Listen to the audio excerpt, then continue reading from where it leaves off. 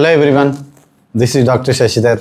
ఈరోజు మనం రీసెంట్గా నేను ట్రీట్ చేసిన ఒక కేసు గురించి చెప్పదలుచుకున్నాను. కేసు ఏంటంటే పేషెంటు వేరే ఊరు వాళ్ళు, ఆవిడకి సడన్గా కడుపు నొప్పి స్టార్ట్ అయింది. కడుపు నొప్పి స్టార్ట్ అయ్యాక వెంటనే హాస్పిటల్కి తీసుకొని వెళ్ళారు. సివియర్ స్టమక్ పెయిన్ అనమాట. పెయిన్ స్టమకే కాదు, టోటల్ అబ్డామిన్ మొత్తం కూడా పెయిన్, చాలా విపరీతమైన నొప్పి. ఇంకా అస్సలు పేషెంట్ మినిమం కూడా టాలరేట్ చేయలేని పరిస్థితి. అయితే వెంటనే హాస్పిటల్కి తీసుకొని వెళ్ళారు. హాస్పిటల్లో ఏవో ఇంజెక్షన్లు ఇచ్చారు, మందులు ఇచ్చారు. అలాగా ఒక 5 డేస్లో 4 డాక్టర్ల దగ్గరికి వెళ్ళాల్సి వచ్చింది. ఎందుకంటే ఆ నొప్పి మినిమం కూడా తగ్గట్లేదు. అన్ని ఇన్వెస్టిగేషన్ చేయించారు, స్కాన్ చేయించారు, అల్ట్రాసౌండ్ స్కాన్ చేయించారు, సిఈసిటీ అబ్డామిన్ చేయించారు, ఈవెన్ ఎండోస్కోప్ కూడా చేశారు. బట్ ఏం చేసినా సరే ఎందులోని కూడా ప్రాబ్లం అయితే లేదు. బట్ పేషెంట్ మాత్రం ఆ నొప్పితో విలవిల్లాడిపోతూ ఉన్నారనమాట. సో వాళ్ళకి ఏం చేయాలో అర్థం కావట్లేదు. ఆ పేషెంట్ అటెండెంట్స్కి, వాళ్ళకి, ఆవిడ హస్బెండ్కి, వాళ్ళ పిల్లలకి ఏం చేయాలో అర్థం కావట్లేదు. బట్ ఈ లోపల ఎవరో చెప్తే నాకు కాల్ చేశారనమాట. ఇలా పెయిన్ వచ్చేస్తుందండి, మీ దగ్గర తీసుకురావాలనుకున్నాను. సరే ఓకే తీసుకురండి అని చెప్పాను. తీసుకొని వచ్చారు. తీసుకొచ్చిన తర్వాత పేషెంట్ని చూస్తే చాలా పెయిన్తో చాలా ఇబ్బంది పడిపోతూ ఉన్నారు. కేస్ షీట్ మొత్తం రాసాము. కేస్ షీట్ రాసిన తర్వాత మనకి కేసుకి అవసరమైన సిమ్టమ్స్, యాక్చువల్గా ట్రీట్మెంట్కి అవసరమైన సిమ్టమ్స్ లేదా రూబ్రిక్స్కి అవసరమైన సిమ్టమ్స్ ఏమీ అయితే క్లారిటీ అయితే రాలేదు, ఏమీ పెద్దగా దొరకలేదు. బట్ కానీ ఆవిడ చెప్పిన సిమ్టమ్ అయితే ఒకే ఒక సిమ్టమ్ ఏంటంటే మెజారిటీగా, సో రోజులో ఎప్పుడైనా సరే నొప్పి కంటిన్యూస్గా వచ్చేస్తూ ఉంది. బట్ కానీ మోషన్కి వెళ్ళిన తర్వాత నొప్పి ఇంకా చాలా ఎక్కువైపోతుందని చెప్పారనమాట. ఈ ఒక్క సిమ్టమే స్పెసిఫిక్ సిమ్టమ్ లాంటిది ఒక్కడే చెప్పారు తప్ప ఇంక వేరే ఏ సిమ్టమ్స్ కూడా క్లారిటీ లేవు. బట్ కానీ pain is intolerable pain, minimum కూడా తట్టుకోలేకపోతున్నారు, బాధపడిపోతున్నారు, నిద్ర లేదు, తిండి లేదు, ఏమీ లేవు. సో ఈ పరిస్థితులని వచ్చారు. వచ్చిన తర్వాత ఈ సిమ్టమ్స్ అన్నీ తీసుకున్న తర్వాత నేను ఒక క్వశ్చన్ అడిగాను ఆవిడ. సో ఏంటి మీకు ఈ నొప్పి వస్తుంది కదా, ఈ నొప్పి వచ్చే ముందు ఏమన్నా జరిగిందా, మీ ఇంట్లో ఏమన్నా జరిగిందా, ఎవరితోన్నా ఇబ్బంది అయిందా, ఎవరితోన్నా గొడవ అయిందా, ఎవరన్నా మిమ్మల్ని ఏమన్నా అన్నారా అంటే అప్పుడు జస్ట్ ఒక పాజ్ వచ్చింది. అందరూ సైలెంట్ అయిపోయి అప్పుడు ఆవిడ హస్బెండ్ చెప్పారనమాట, మొన్ననే మా కోడలతోని ఈ నొప్పి వచ్చే 2 days బిఫోర్ మా కోడలతో ఒక ఆర్గ్యుమెంట్ జరిగిందండి, ఒక గొడవ జరిగింది.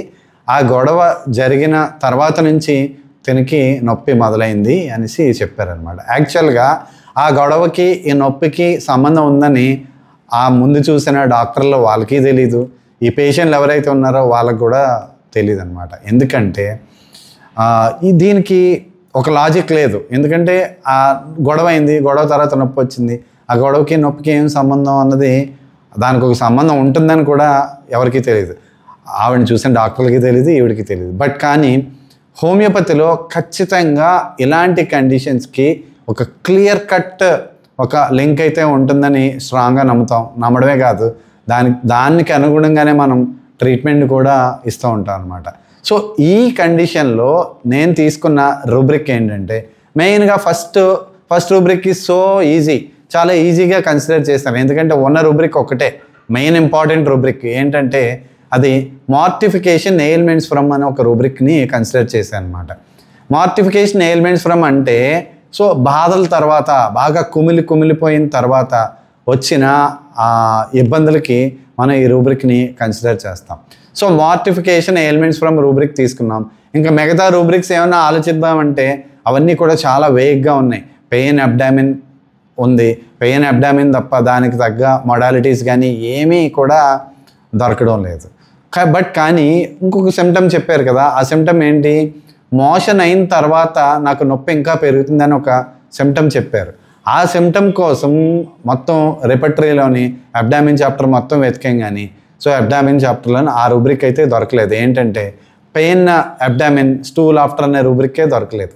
బట్ కానీ దీనికి ఒక లాజిక్ ఉందని ఆలోచించి ఈ మార్టిఫికేషన్ ఎయిల్మెంట్స్ ఫ్రమ్లో ఉన్న రూబ్రిక్స్ని, రెమెడీస్ని అన్నిటినీ ఒకసారి చూసాయన్నమాట. అలా ఓవర్వ్యూ చేస్తే అందులోని ఇగ్నీషియా ఏదైతే ఉందో అది బాగా నా అటెన్షన్ డ్రా చేసింది. ఎందుకంటే ఇక్కడ మనకి చెప్పిన ఆ సిమ్టమ్ ఏదైతే ఉందో, యూజువల్గా మోషన్ అయింది లేదా వామిటింగ్ అయింది, అలాంటప్పుడు జనరల్గా జరిగేది ఏంటంటే ఆ పెయిన్ రిలీఫ్ వస్తుంది యూజువల్గా.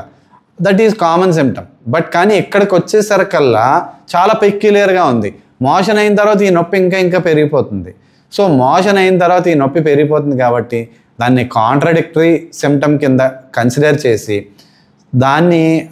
దానిలో ఉన్న రెమెడీస్ ఏవైతే ఉన్నాయో, మనకు తెలుసు ఇగ్నీషియాలో ఉన్న అన్ని సిమ్టమ్స్ కూడా ఫుల్గా కాంట్రాడిక్టరీ సిమ్టమ్స్ అని మనకి ఎలెన్స్ కీనోట్స్లో చాలా అద్భుతంగా ఇస్తారు.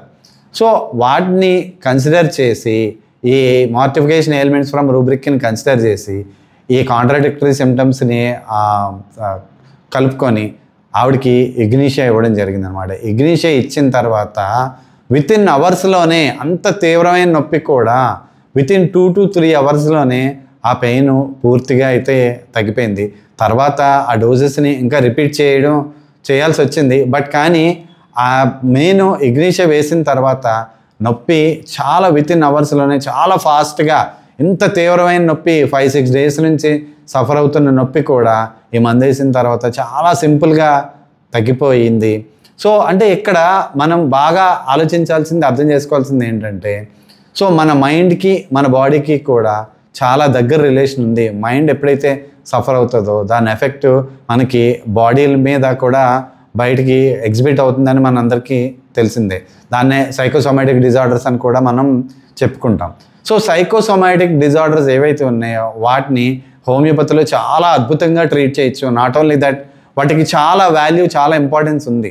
ఎందుకంటే మనం అందుకే గ్రీఫ్ ఎయిల్మెంట్స్ ఫ్రమ్ లేదా మార్టిఫికేషన్ ఎయిల్మెంట్స్ ఫ్రమ్ ఇలాంటి సిమ్టమ్స్, ఇలాంటి రూబ్రిక్స్ ని మనం ఎందుకు కన్సిడర్ చేస్తామంటే మన మైండ్కి మన బాడీకి కూడా చాలా దగ్గర సంబంధం ఉందని మనం కన్సిడర్ చేసి ఆ రెమెడీస్ని మనం సెలెక్ట్ చేస్తూ ఉంటాం అన్నమాట. సో ఇక్కడ ఈ స్పెసిఫిక్ కేసుకి వచ్చేసరికల్లా మార్టిఫికేషన్ ఎయిల్మెంట్స్ ఫ్రమ్ని కన్సిడర్ చేశాను. దాంతోపాటుగా కాంట్రాడిక్టరీ సిమ్టమ్ని కూడా ఆలోచించి రెమెడీ ఇవ్వడం జరిగింది. నాట్ ఓన్లీ దట్, మీరు కూడా ఎప్పుడైనా ఒక కాలిక్ కేసు వచ్చిందంటే, ఒక కడుపు నొప్పి కేసు వచ్చిందంటే ముందుగా మనం కన్సిడర్ చేయాల్సింది వాళ్ళ డైట్. ఫస్ట్ మీరు ఏం తిన్నారు అన్నది అడగాలి ఖచ్చితంగా. వాళ్ళ డైటిక్ ఎర్రర్స్, ఏమైనా హార్డ్ ఫుడ్, సివియర్ ఫుడ్ అలాంటివి ఏమైనా తిన్నారేమో చూసుకొని దాన్ని బట్టి ఆలోచించాలా. లేదా మనం కోలోసింతులో చదువుతాం. మనం కోలోసింతులో చదివినప్పుడు మనకు మొడాలిటీస్ చూస్తే అగ్రవేషన్ ఫ్రమ్ చాగ్రిన్ అని ఇస్తారు. చాగ్రిన్ అంటే అది కూడా అంతే, చాగ్రిన్, యాంగర్ ఇలాంటివి ఇస్తారు మనకి అగ్రవేషన్లో. సో ఈ అగ్రవేషన్లోని ఇచ్చిన ఆ చాగ్రిన్ అనేది మనం ఆలోచిస్తే మనకు బాగా క్లియర్ కట్గా అర్థమయ్యేది ఏంటంటే, ఎప్పుడైతే మనసుకి తీవ్రమైన బాధ కలిగి వాళ్ళు అవతల వాళ్ళని ఏమీ అనలేని పరిస్థితిలో ఉంటారో అలాంటప్పుడు ఈ కాలిక్స్ వస్తాయని కూడా మనకి అర్థం చేసుకోవాలన్నమాట. సో కాలిక్ కేసు ఏదొచ్చినా సరే మనం కన్సిడర్ చేసుకోవాల్సింది డైటిక్ ఎర్రర్స్ ఒకటి, దాంతోపాటుగా ఇలాంటి మెంటల్ సిమ్టమ్స్ కూడా ఏమన్నా ఉన్నాయేమో కన్సిడర్ చేసుకొని దాన్ని బట్టి మనం రెమెడీస్ని సెలెక్ట్ చేసుకుంటే చాలా ఈజీగా ఇలాంటి కంప్లైంట్స్ తగ్గిపోతాయి. సో ఇలాంటి కేసెస్ గురించి కానీ ఇలాంటి వీడియోస్ గురించి మా ఛానల్ని సబ్స్క్రైబ్ చేయండి. Thank you everyone.